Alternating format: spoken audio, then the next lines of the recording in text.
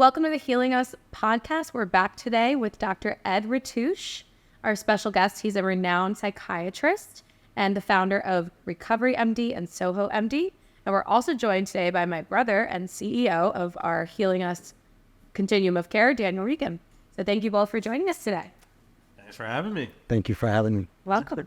Awesome. So we're going to talk a little bit about Dr. Ratush's journey and through becoming a psychiatrist and what the work he does in the mental health and addiction field. And I know Dan's going to chime in a lot about, just some things that Dr. Ratush has studied and worked on and where he sees the field evolving to in the near future. Yeah, I had the pleasure of meeting Ed through a mutual friend, and we align a lot in our thinking and innovativeness and just outside the box trying to solve problems, and I really love that. So thank you for coming on, and I can't wait to see where this conversation takes us. Again, thanks. And it's not a common thing for me to align with people in the recovery space, which is a sad commentary about the space as a whole. But it was a pleasure meeting you. And again, let's see what we get to today. Let's see where we go. Awesome. So Dr. Ratush, what inspired you to get on this path of becoming a psychiatrist and studying the human mind? So I was thinking about this, and we kind of talking before we turned the cameras on, that it wasn't an intentional idea to be a psychiatrist or to be an addiction doctor. But when I think back to my development as a human being, even in childhood, I was exposed to addiction. It wasn't in my own home. It wasn't my dad. It wasn't my mom. It wasn't my siblings. But my closest friend had an older brother. And when we were 12, he OD'd on heroin. And probably from the age of 7 till that OD, I was part of the, almost the search and recovery team for all the drugs and the paraphernalia.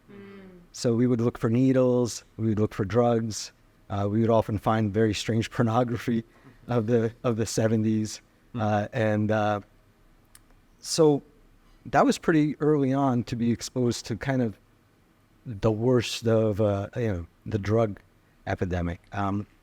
When I did end up on the course in med school, and then ultimately, I couldn't imagine choosing psychiatry. That was definitely not an intentional choice, but everything else kind of sucked. Got boring? Well, surgery is cool because you get to do stuff and you feel active, and that's awesome. But at the time that I was still in my training, it was a toxic environment to go through the training of being a surgeon. And my ethics just didn't jive with that. I don't think it's okay to be that abusive to people, even if you're helping them train. And you studied at Mount Sinai, correct? Ultimately, I did my residency at Mount Sinai. I did med school at BU, undergrad at Cal Berkeley. So all over the place, right? But I picked psychiatry just because I wanted to I wanted to do something that had to do with the brain and how people make choices. And I watched in med school how terrible the best doctors were at listening to patients when they're by their bedside and asking them how they ended up there. And we would leave the room and the doctor would look at the med student and the resident and ask them to report about what happened and make a treatment plan. And I often found myself saying, I don't think that's what they said. And what do you mean? Well, no, they said X, Y, Z and not QRS. And they would go back in the room and double check. And I found myself listening better than other people. And so that kind of made it easier to just tolerate that I was going to be a psychiatrist, because in my understanding, when no one knows that you're a doctor, because they can't differentiate psychiatrists from psychologists, from licensed clinical social worker therapists, you're just one and the same. It's probably not the best field to get into. But I couldn't help choosing it because, in a sense, it kind of chose me. It was the easiest field for me to just be natural and be myself, and yet seemingly help people. So, But which is huge, because in our industry there are a lot of psychiatric focused doctors, whether they're psychiatrists or maybe an APN that has a psychiatry background, and you brought up a good point, is like that listening piece, like that is missing. And I think a lot of doctors who tend to be very by the book and not hear what's being said in between words to really diagnose correctly, medicate correctly, maybe not medicate because of what we're hearing in between words. I find a lot of doctors, they process, right? I see you for 15 minutes. Sometimes I don't even spend the full 15 minutes and just process. And I feel like we got in the habit of that in a lot of hospitals. So, I'm glad it chose you, because you do have a very different way of picking up what's in between the lines and asking the right questions and really getting to the bottom of how am I going to help this person. Well, thank you for that. But it starts with the fact that I don't really know that much. And I'm profoundly suspicious of how much any kind of medical intervention is going to be helpful to anyone. So that's my baseline. So I'm not trying to offer you some kind of medical plan. I'm interested to see if there's something I know that could be helpful to you in some way. And it could be, hey, you should probably get better shoes if you're going to be running that much in the morning. Does that sound like a doctor kind of clinical psychiatry advice? But that might be the best I have to offer at the time, and that's going to be what I end up offering. The humility comes with knowing how little you know as a physician. But that humility also allows you to have a holistic approach without even trying. It's like the byproduct. It's funny because even when I was in med school, there was this weird test that they gave us where they brought in actors, and it happened to be about recovery. It was they were testing out, how do you confront someone who's been drinking, and utilizing the cage questions. And this is fourth year med students about to be real full-fledged physicians in training, and they had this exam for us. And when it was my turn, I just flew in. I was away with my with my family at the time, and I wasn't even sure what was going on. And they threw me in a room with the actor and a bunch of other students and doctors watching me, and I had to ask them, like a primary care doctor, what brings them in and what's going on, and then ultimately veer the conversation into cage questions, And as I did that, I was just making eye contact, looking for real responses from the person I was speaking to, this actor. And there was these kind of pauses in conversation where nothing was said. And before you knew it, he broke down. He told me about his drinking. He told me all his problems. I wasn't sure where it was coming from. Again, this was an actor. He could have held out longer, I thought, right? But at the end of it, I got these glowing marks by everyone in the room about my ability to pull out the information out of him by not saying anything. And again, it wasn't intentional. I just didn't know what to say because we're having a natural conversation, and I'm not going to force a question about his potential drinking. And so even though I knew I was an actor and I knew that's what we were supposed to kind of do, I only wanted to do it if it was coming naturally to me. And it created this weird tension, this silence that everybody else apparently had this difficulty with. And I think that silence, the difficulty with that silence still plagues all of medicine. Doctors want to heal. Doctors want to fix. And most of medicine is not that. Most of medicine is sitting next to your patients while they're going through something. And once in a while, they'll ask you, should I make a left turn or a right turn? And you might have an answer. And wait for those amazing opportunities to impart that wisdom. But the rest of the time, just sit alongside them. Yeah. So, Go ahead. Those pauses are so important, like in every note of life, right? I really believe like authenticity comes from taking pauses, right? And when I want to connect with somebody, we're so rushed to have the answer. Like it's a human instinct in us to like blurt out an answer because we feel like the person needs that or whatnot. But if you can just sit in silence next to them and go through it with them, they will come up with the answer themselves, or at least be authentic with what exactly they're feeling, where you can feel connected too. Right. Which is kind of, I guess my approach to being a physician, and it's relational. All right. If you forge a relationship with someone and you potentially have wisdom to offer them, then it's through that relationship that they will ask for that wisdom. And when they're voluntarily asking for the wisdom, they're way more likely to impart it in their life. And it's like, there's like a joke, like the thing that's most offered is advice and least followed, right? It's most offered, least followed. So, offering people what to do when they're not actively soliciting from you real guidance is just kind of waste of time and energy. And yeah, it doesn't help. It's all about, I have been in this industry for a while helping individuals, right? And I know I can't get anywhere with anybody unless I lead them to the ability to build internal motivation, right? External motivators only work so far, right? Hey, if you do this, you're going to die. Hey, if you do this, you're going to go to jail, right? I know when I was out there, none of that mattered to me. I would risk it all to push the envelope as close to the edge as I possibly can to stay in that cycle, right?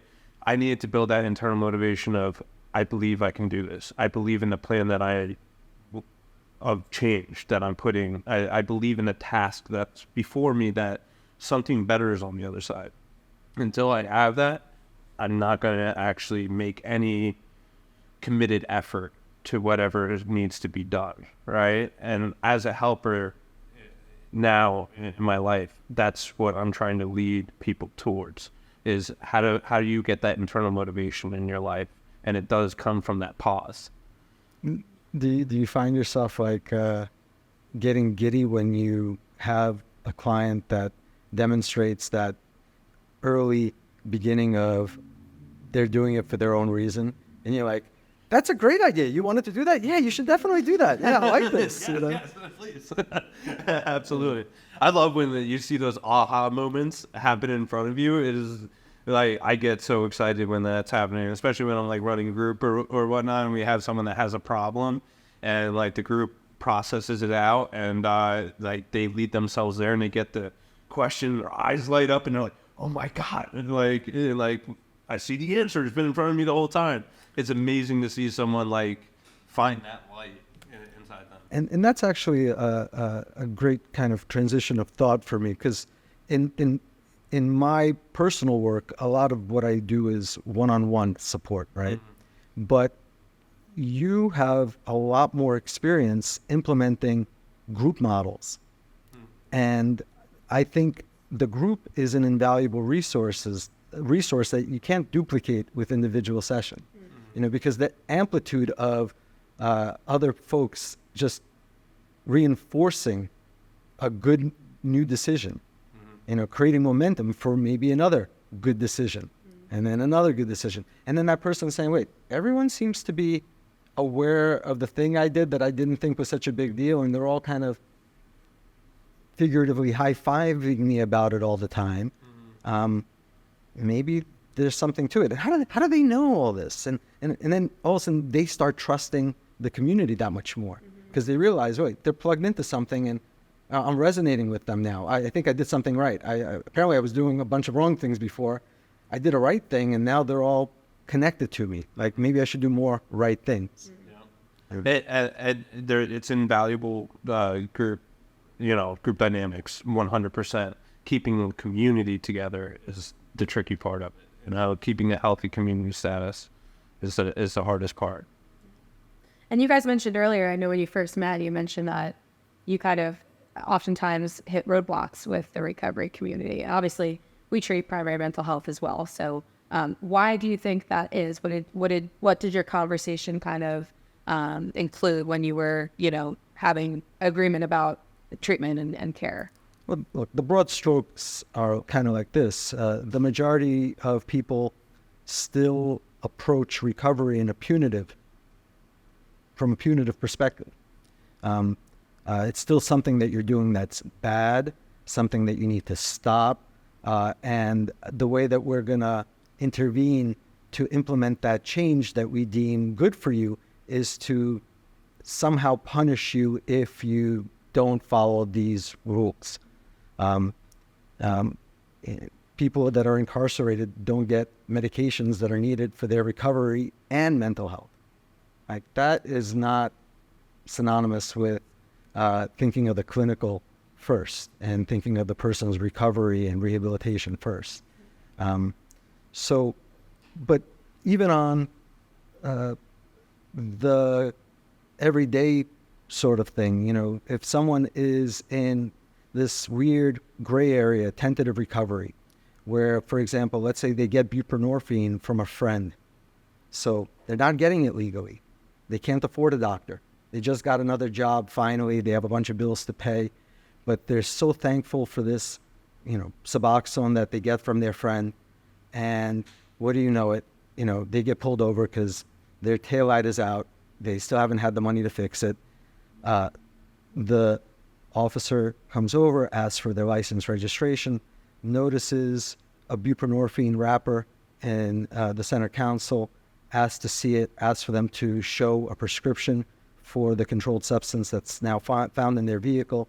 They don't have a prescription for that controlled substance. That is a felony, certainly in the state of New Jersey. And now a person who has one foot in recovery in this kind of gray area where they want to get better, but they're trying actually, they're now facing a felony charge for that attempt. And so until we have motivations that go in the opposite direction of this, you know, it's not up to the officer's discretion, because once it's a felony type of charge, the officer can't use discretion even if they wanted to. And they shouldn't unsee what they saw. So it's not on the officer. We need to change the laws about what to do when people are struggling in this whole recovery dynamic. We've had 20 years of buprenorphine being available in this country while the DEA created unnecessary challenges for physicians to prescribe it. It's only now that that's changed, but 95% of prescribers still don't prescribe it. So how are we going to address the opioid epidemic if we can't use the pharmaceuticals that are very helpful with people suffering in the opioid epidemic? Yeah, I'm happy there's a big push for like the harm reduction model, because you know that all kind of goes hand in hand with that, with the understanding, hey, individuals are struggling with more than just the behavior that we're all seeing with punishing, right? And I think a lot of addiction treatment was all focused on the behavior itself, abusing, right? And the abstinent model, yeah, it 100% works. If you stay away from something long enough and you're working on yourself, yeah, you're going to get better. But that also creates a very black and white way of success, right? And we're humans. We live in the gray area. Like, life does not go black and white. You don't know what's coming next. So we need to be more adaptable with the care that we have. And really, we all go to social work school. I went to social work school. I'm a social worker by trade. We're all told to meet people where they're at. But then once we start working for a facility, we're told, no, it's black and white. Like, they're either doing the right thing or not doing the right thing. And that just totally throws all the trust and everything of that therapeutic relationship out the window when you start looking at things from that perspective. We need to be able to have leniency, really meet people where they're at, and like, hey, maybe you don't think, you got off the heroin, but you want to drink, right? You want to drink alcohol. You don't think it's a problem. Me as your helper or in your, social group, your network, right? I don't think it's a great idea, but hey, if you need to do more research, I'd rather you be connected with me and we can talk about it rather than telling you, nope, that's not right. See you later until you come to the conclusion that that's wrong. That's what kills people, and we need to keep those lines going. And part of that is the laws when it comes to Suboxone and some of these medications. Like, how do we make it more accessible? How do we get it to individuals easier? Not make it such a process that has a lot of shame involved in it, where I have to keep calling and getting denied over and over again until someone decides to help me. That's what kills people. When they actually get that moment of internal motivation and get this door slammed in their face 3 times. If I'm weak and I'm just starting that journey of recovery, that's going to kill my spirit. I'm just going to go back out and do what I know is easy to be done. So those are the downsides, right? Like the challenges that the industry doesn't really support 100% relational approach, even though all the evidence supports that as an approach clinically. You know, the industry is worried about being sued. The industry is worried about profit margin for their services, and those pressures sometimes pull them away from practices that are not only the best clinical practices, but might actually achieve their profit goals and their safety goals. Right. You know, they're approaching how to get there from a non-clinical place, and so they don't recognize that sometimes doing the best clinical, I would argue most of the time, doing the best things clinically will actually get you the most profit and will get you the best safety.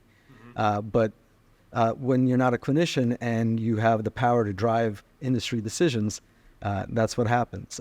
On the flip side, with the aid of technology, we could do more in recovery for people that want to achieve recovery.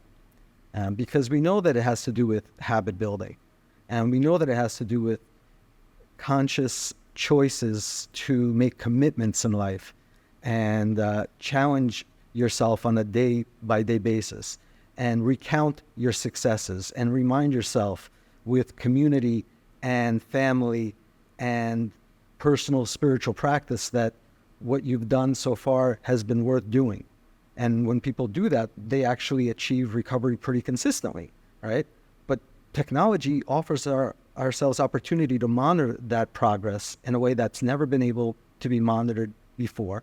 Before, it's kind of like, so how are you doing on your steps? Are you putting in work? You know, you ask these open-ended questions, but that's not objective data. Today, we could actually know if you're sleeping well, if you're eating well, are you exercising? Are you having conversations with people, or are you only talking to your cats? And all those things are determining factors of whether or not your recovery is going to be successful. Absolutely. And we try, you know, at our centers, we do quality of life scales with all our clients throughout their time with us. And it looks at all those different nodes, because it's not just about, did you use drugs, did you not do drugs, did you take your medications, did you not take your medication? It's not as simple as that. It's, you know, how's your relationship with your spouse? Like, are you talking? Are you communicating healthy? How is the relationship with your friends? How are you cleaning up after dinner? Do you leave the dishes in the sink? Are you making your bed in the morning? Like, all those different nodes in your life that are precursors to, like, are you a person that's like go-getting and like functioning at a higher you know, vibration, or are you still down here and yeah, you're clean or you're stabilized, but the things are piling up, waiting for that next fallout, you know? So we always keep an eye on those, and that's how we judge our success, not by stabilization or abstinence of using, but from all these areas in your life getting better, which is really important to gauge. Quality of life metrics. Do you get the sense that clients are more and more interested in like technological assists in their recovery? I think that absolutely the new generation, like, you know, probably like my age group down, are definitely inclined to use technology in their recovery process. Older than my generation tend to not trust it so much. They're like, why are you collecting data on me? That kind of thought process. I think in a couple more years that will, you know, subside. But it's definitely changing. I mean, obviously you've seen that through OMD and just virtual treatment and how that's changed. How did you, with all these things that you're talking about with that interrelationship that you want to get with your clients, how did you take that mold and apply it to technology in that fashion? Because, you know, computers can create a distance. So there's several layers, I guess, in that. SoHoMD doesn't do a lot of recovery right now, but more and more it's designed to be able to do it and do it well. Because I guess at the time, even when we launched SoHoMD, I didn't think it was ready to do recovery. I think you have to be extra good and circumscribed to do recovery well, especially if it's going to be within a virtual model. But at the heart of Soho MD is exchanging a busy primary care doctor's time with 500% more time with a dedicated psychiatrically trained nurse practitioner.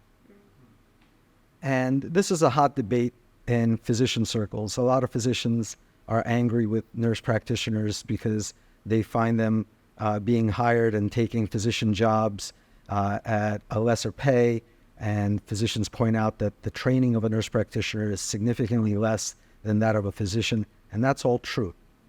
But when you consider that the physicians that prescribe your Zoloft and your Prozac and your Abilify and your Adderall don't spend more than 5 minutes with you, someone who's specifically trained in psychiatry, who's willing to dedicate real meaningful interrelational time at 30 minutes a session, I argued and continue to argue that at scale they're going to do a better job connecting to, understanding, and prescribing for those clients.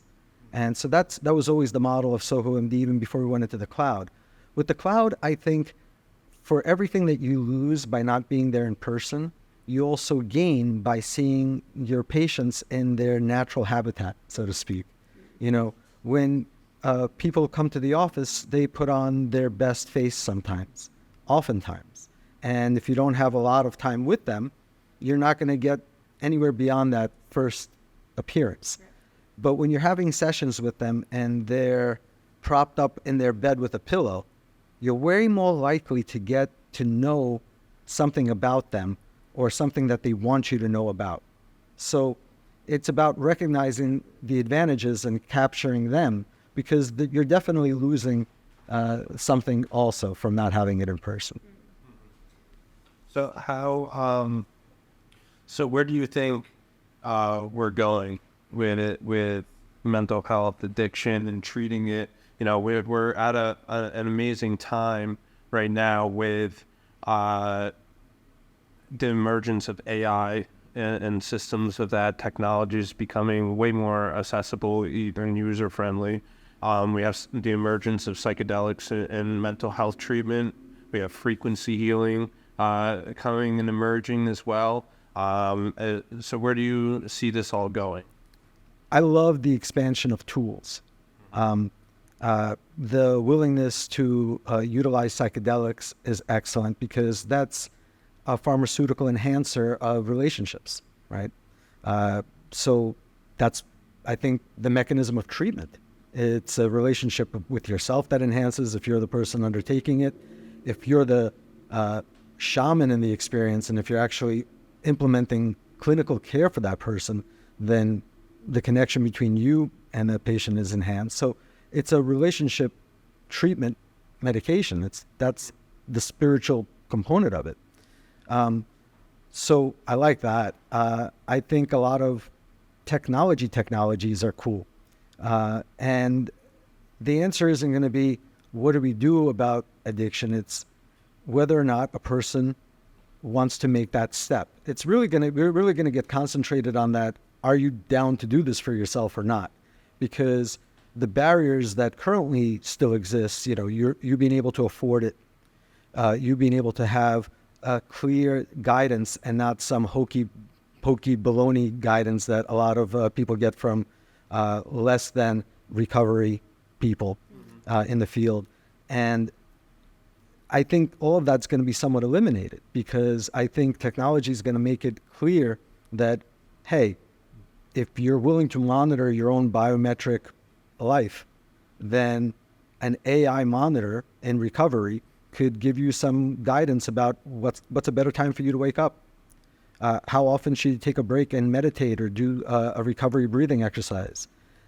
What schedule should you keep that involve other people, either in recovery or support people in your life? Because it seems that for a half hour after you engage with them, you seem more calm.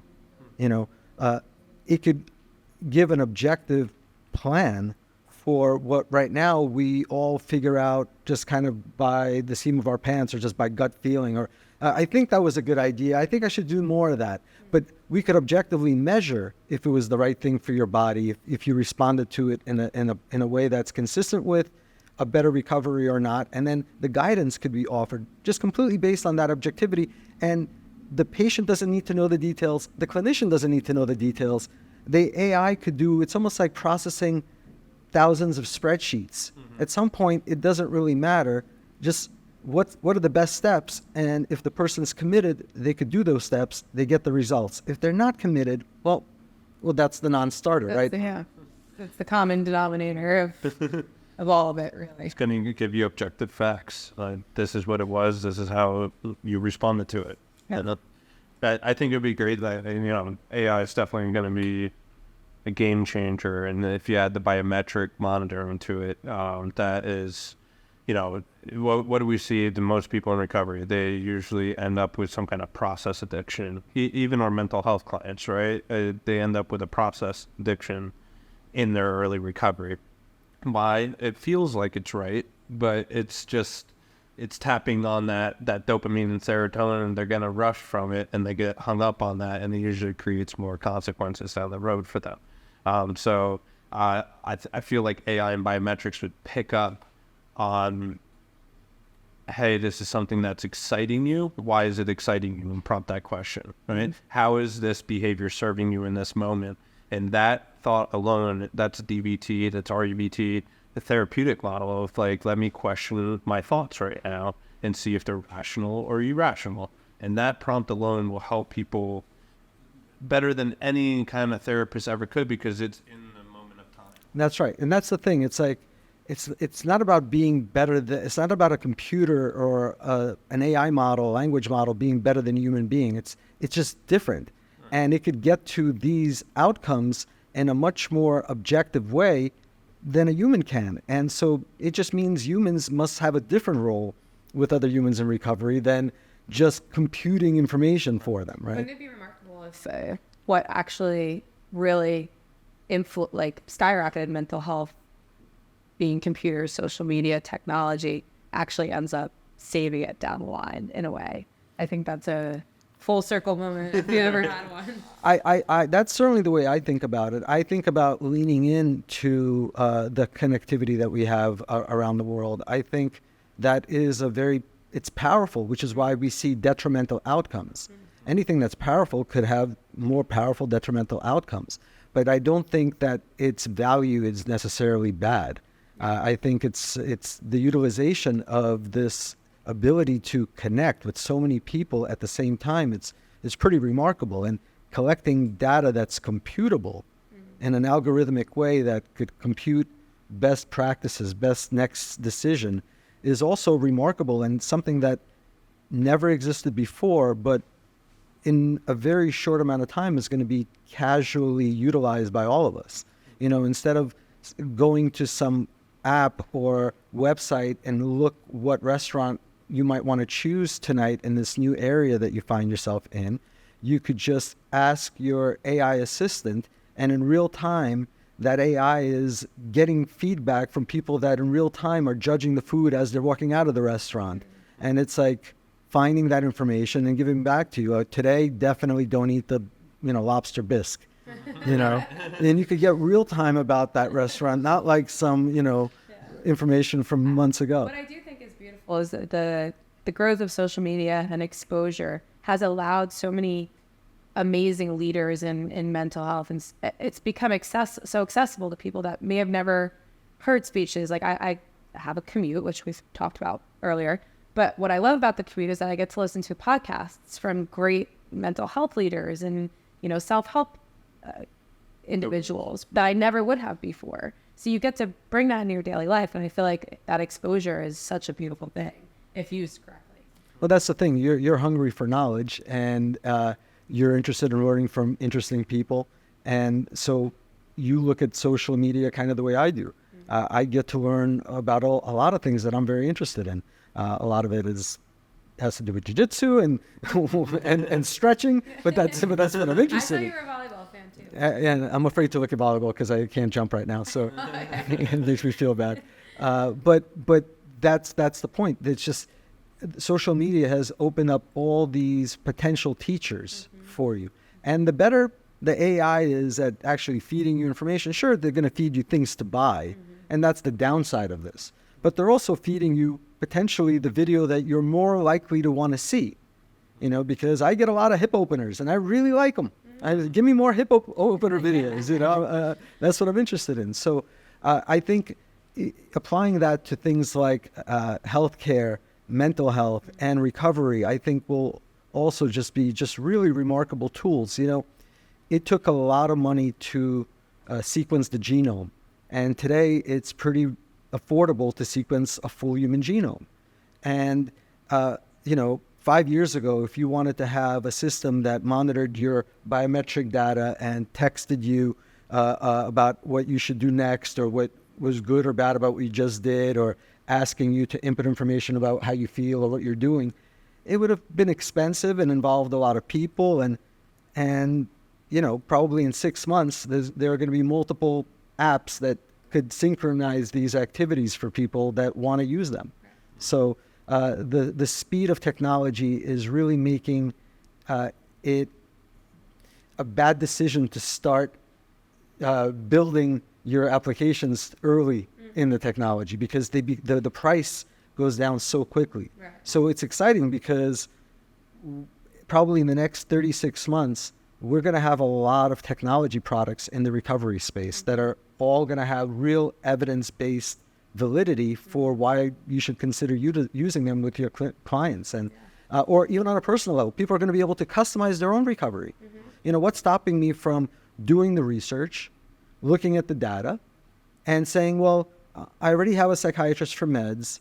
I'm talking to a therapist, but I really want to try wearing this EEG helmet at night because I want to get off my sleep meds. And you start integrating the tech without necessarily needing a medical guide even, because they're complementary approaches.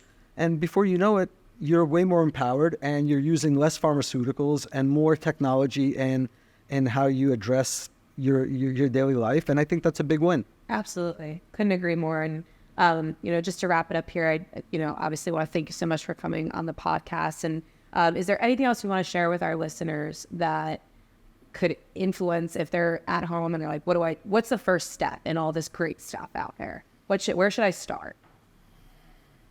Sure. I guess the truth is it doesn't really matter. It's like, it doesn't matter where you start. It's important to start. It's like, if you're evaluating the quality of your first step, you're going to hesitate to make it. Just make the step, whether it's telling a friend or a parent or calling a hotline number or telling your doctor, whatever step you take, if you're actually taking a step in that direction, it's going to be part of a sequence of steps that are going to be ultimately the right steps to take.